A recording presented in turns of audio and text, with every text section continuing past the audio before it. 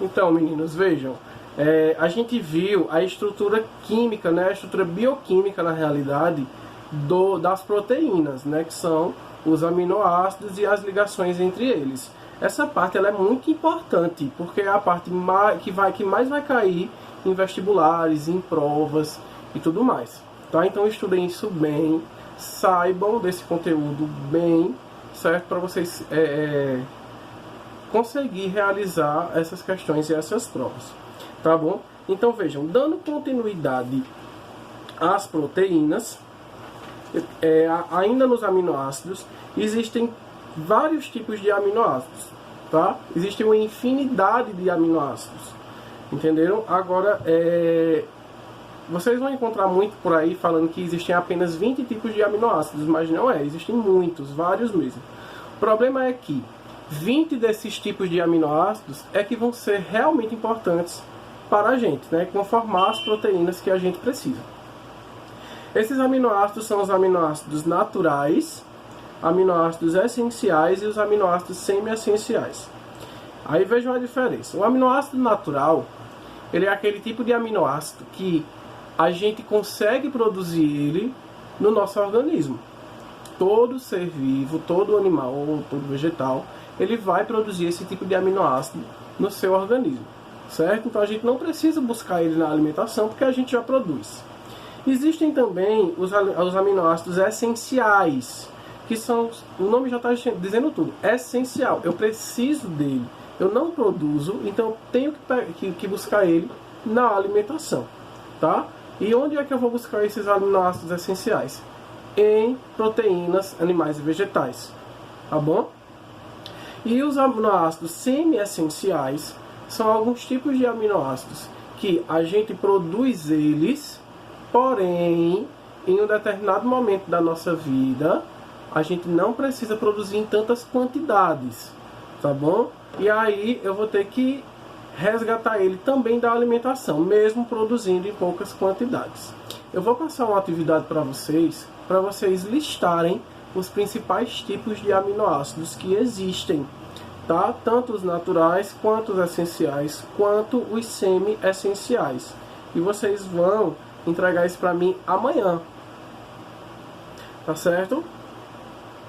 Então vamos lá, ligação peptídica eu já falei, vamos falar agora um pouquinho sobre as proteínas no geral. Vejam, o que é que vai diferenciar cada proteína? Saibam que uma proteína ela é formada por vários aminoácidos, tá bom? Agora são muitos aminoácidos. Então, o que vai diferenciar uma proteína da outra são três coisas. É a quantidade de aminoácidos que cada proteína tem, os tipos de aminoácidos que ela possui e a ordem desses aminoácidos, a ordem com que eles se localizam. Um exemplo, eu tenho uma proteína que ela tem 50 aminoácidos. Uma proteína não, tenho duas proteínas, cada uma com 50 aminoácidos, tá? E aí, esses aminoácidos são do mesmo tipo. Ah, então é a mesma proteína? Não, são proteínas diferentes. A ordem de cada aminoácido ela pode ser invertida. Se eu inverto apenas um aminoácido de ordem, de lugar, eu já estou modificando a proteína ou estou modificando a sua função. Então a quantidade, os tipos e a ordem de cada aminoácido vão diferenciar as proteínas. Vejam, elas ficam mais ou menos assim. Cada bolinha dessa é um aminoácido diferente. Então se por um acaso eu trocar esse aminoácido por essa proteína ela já muda. Independente se são os mesmos tipos de aminoácidos e se são as mesmas quantidades que tem nessa proteína. Deixa eu ver aqui agora. Outra coisa, a estrutura das proteínas, como elas se apresentam estruturalmente.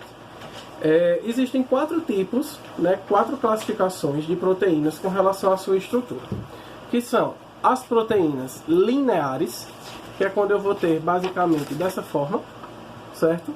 São as proteínas lineares, ou posso chamar elas também de proteínas primárias, tá? Eu vou ter as proteínas secundárias, que a proteína secundária ela é bidimensional. Ela lembra muito um fio de telefone enroladinho, mais ou menos dessa forma. tá? O que faz ela pegar este formato são ligações de hidrogênios que se encontram entre as voltinhas que a proteína dá. Esse em rosa aí, tá vendo? Então isso são as ligações de hidrogênio que faz com que elas fiquem enroladinhas, tá bom?